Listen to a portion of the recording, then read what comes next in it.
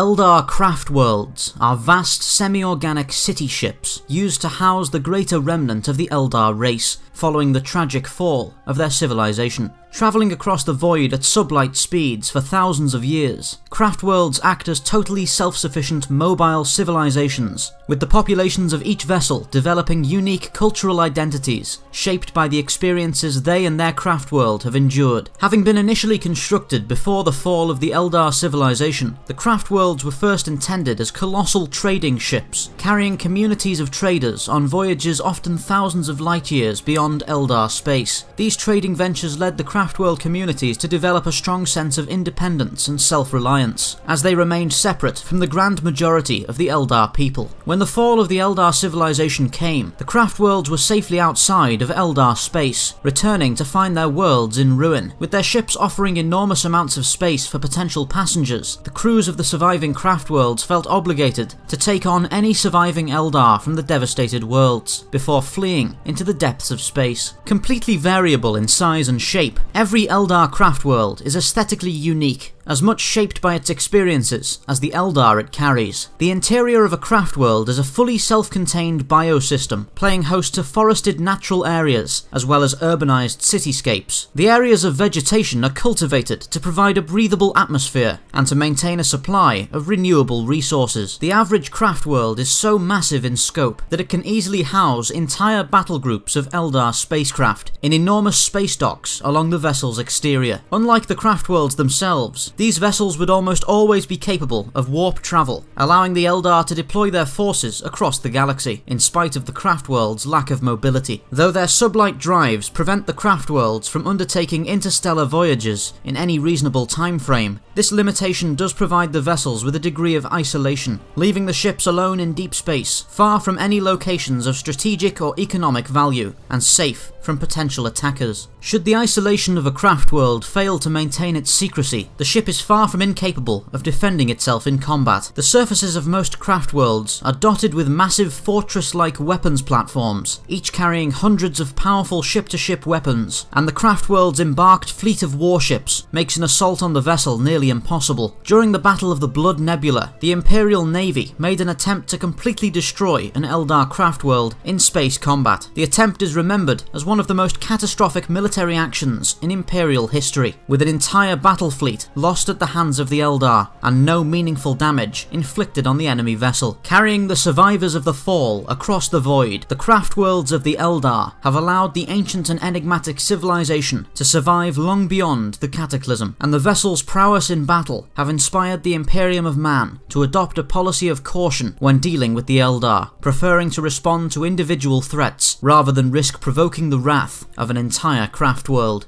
Thank you for watching Spacedock. Please remember to like, subscribe and share for more science fiction spacecraft summaries. If there's a particular spacecraft you'd like to see looked at, let me know in the comments below and I'll get right on it.